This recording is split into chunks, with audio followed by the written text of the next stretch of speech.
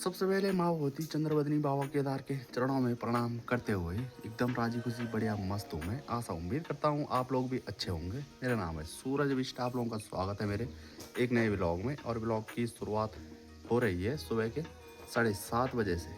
क्या लेके आए बंदे, क्या लेकर जाएगा।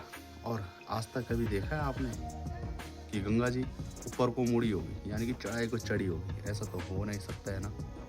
पर लेकिन कुछ लोगों को लगता है कि ऐसा हो सकता है। तो हो सकता है तो पहले खुद करके दिखाएं। और गाइस, ब्लीचिंग पाउडर डालने से काफ़ी ज़्यादा फर्क पड़ा है। जो काई रहती है फिसलन, तो फिसलन धीरे धीरे करके हटी जा रही है। पर लेकिन जो इस पाउडर की स्मेल है बड़ी खतरनाक। और जो पीने वाला पानी आता है स्रोत वाला, तो जो टंकियाँ होती है ना बड़ी बड़ी, तो उसमें ब्लीचिंग पाउडर डालते थे पहले। कुछ सालों से देखा है मैंने, और ना मैंने पानी में उसका टेस्ट लिया है। मुझे लग रहा है कि अब मुश्किल पड़ता होगा, या फिर पड़ता होगा तो पता नहीं कितने सालों से नहीं पड़ा है।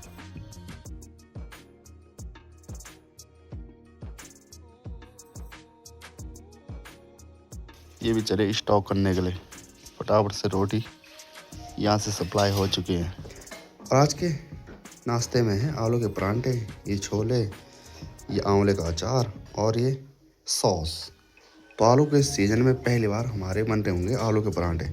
अगर सोना रहता तो सोना ने 24 घंटे परांठे ही खाने थे, और उसी की डिमांड रहती है। तो मैंने कहा चलो आज हम भी बना लेते हैं। चलिए गाइस, आज के मौसम की बात की जाए तो बादल कुछ नीचे छाए हुए हैं, कुछ आसमान पर। और आजकल कई दिनों से सूर्यदेव बिल्कुल दर्शन नहीं दे पा रहे हैं। अब कुछ लोग आजकल शिवालयों में पूजा पाठ करते हैं, और कुछ माँ भगवती मंदिर में पहुँचे हुए हैं। एक गाड़ी ये और एक गाड़ी ये, तो कम से कम एक हफ्ते तक का पाठ है। और उनके साथ जो पंडित हैं वो पूरे 5 आ रखे हैं। आखिर उत्तराखंड को नज़र लगी तो लगी किसकी? जो कि आप लोगों ने एक न्यूज़ देखी होगी या फिर सुना होगा। डोईवाला क्षेत्र की घटना है, और जो लड़की थी वो है श्रीनगर गढ़वाल की सृष्टि कंडारी। तो वो टीचर थी, और उसका जो पति था तो वो सचिवालय में था। तो सचिवालय में होने के बाद भी, और धर्मपत्नी जब टीचर है तो उसको तब भी टॉर्चर किया गया कि अपने घर वालों से दहेज दहेज दहेज लेकर आ जा। तो कितने भूखे हैं लोग। आज के समय में लोगों की भूख ज़्यादा बढ़ चुकी है पैसे के प्रति। तो 6 महीने तक काफ़ी ज़्यादा परेशान किया उसके ससुराल वालों ने। एक पति हो गए और दूसरे उसकी बल ननद। तो उन्होंने काफ़ी ज़्यादा टॉर्चर किया कि दहेज लाओ। और टॉर्चर होने के 6 महीने बाद सृष्टि ने अपना शरीर त्याग दिया। और अगर देखा जाए तो गलत कदम उठाया है।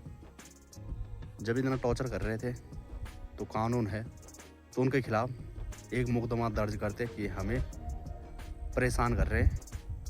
पर लेकिन उन्होंने अपनी जान ही त्याग दी। आजकल सोशल मीडिया के जरिए खबर फैली जाती है। तो जो सृष्टि कंडारी थी, तो दहेज के लालच में जिन्होंने उसको खुदकुशी करने पर मजबूर किया, उसके पति और सृष्टि कंडारी की जो ननद थी उनको जेल हो चुकी है। तो उनके प्रति सख्त से सख्त कार्रवाई होनी चाहिए। जो ऐसे लोग होते हैं जो पीड़ित करते हैं लगातार देवभूमि में, 2-4 दिन में, हफ्ते महीने में, पता नहीं किस किस तरह की खबरें पहुंच रही हैं कुछ सालों से। सृष्टि कंडारी की तरह पता नहीं कितनी ऐसी मासूम लड़कियां हैं जो दहेज का शिकार हो जाती हैं।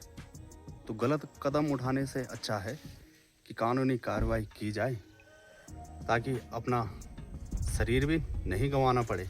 तो अपनी जान देने से कोई फ़ायदा नहीं होगा किसी को भी। तो इससे अच्छा कानूनी कार्रवाई ज़रूर करें।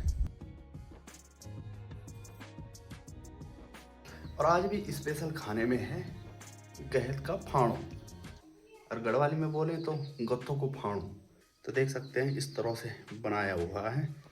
और पहले होते थे सिलवट्टे, तो अब तो मिक्सी है। मिक्सी पर 2 घराटे मारो और जैसे मर्जी वैसे पीस डालो। तो आनंद लेते हैं इस फाणों का। तो इस शाम के 4 बज चुके हैं, और अभी मैं जा रहा हूँ फिलहाल जो ATM कार्ड दिखाए थे तो उनका पिन कोड बनाने के लिए। और साथ ही साथ एक भाई और है घोड़े कच्चर वाला, तो भाई जा रहा है मेरे साथ। उस भाई ने कहा कि कुछ सामान लाना है और आज ऐसा लग रहा है कि बारिश आ सकती है।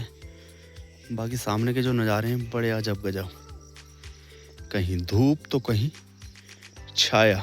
तो ये भाई जी हैं। भाई जी आपका गांव कौन सा है? गांव जखंड। तो इनके घोड़े खच्चर हैं जो कि रास्ते पर लगे हुए हैं, तो अभी जा रहे हैं अपने खच्चरों की नाल के लिए। तो जाम निकाल नहीं मिलती है ना नाल, तो हिंडोला हाल जा रहे हैं अभी। तो गाइस आजकल देख सकते हैं यहाँ जो इस झरने में ग्राउंड है तो उस पर किस तरह से पैकिंग हुआ जा रहा है। बाकी नीचे की साइड पिलर वगैरह पड़ रहे हैं, तो मुझे लग रहा कि नीचे की साइड से एकदम पैक होने वाला है। बाकी जब बन जाएगा तो खुद ही पता लग जाएगा कि क्या बना। पर लेकिन काम जोरों शोरों से हो रहा है। गांव में लगता है कि बारिश का मौसम बना हुआ है, पर लेकिन जैसे नीचे आओ तो मौसम का भी अलग ही रुझान चलता रहता है। यहाँ कोई भी मौसम नहीं है कि बारिश होगी।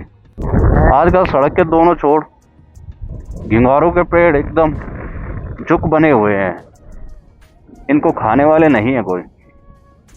और टाइम तो टूट पड़ते थे, पर लेकिन आजकल की जो जनरेशन है तो इनसे काफ़ी ज़्यादा दूर हो चुकी है। बाकी चिड़िया ही आनंद ले रहे हैं इनका। ओ भाई क्या हो रखी है रोड, ना ना चले जोलियन।